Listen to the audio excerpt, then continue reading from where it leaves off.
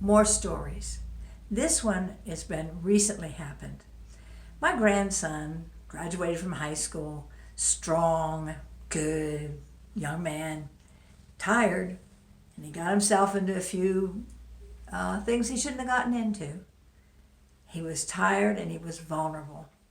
Well, Grandma is just praying and praying and praying and praying and praying and praying, like I'm holding on to him with every bit of life. The prayer of St. Michael, the Chaplet of Divine Mercy, the Rosary, and I'm pouring out all of these prayers on him. And yet my heart's not settled. My heart's worried. And so one day in our morning prayer, I'm there, and as we're praying, the Lord gives me a little picture in my head.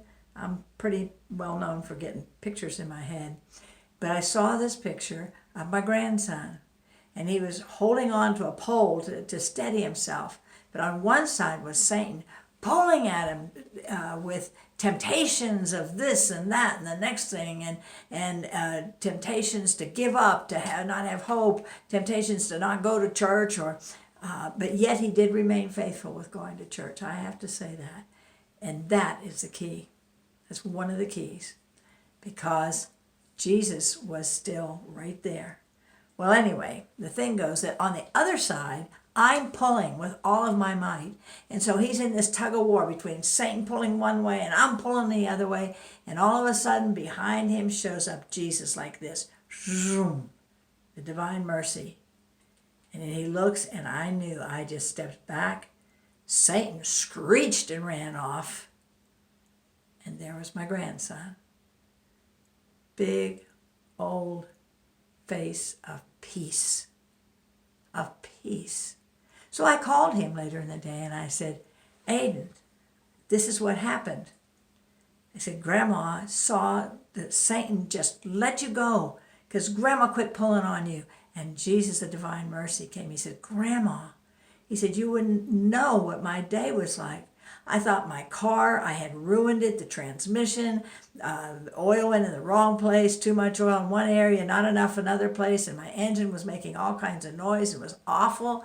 And I went up to my work and I came back, and my dad and we started working on it. We turned it on. It was perfect. And it's running perfect. Now, these kind of answers don't always come, but you know, when we need them, he's there to give us that little inkling or a big one. I'm right behind you. I got your back. You look at the image, he's pointing to his heart. He said, I got you right in here, right in here.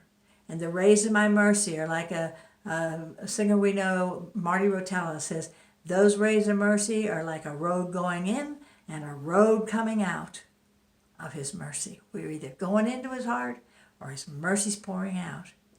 Remember that the next time that you get into a crisis, no matter what it is, even a little one, make sure that you say, okay, Jesus, I trust in you.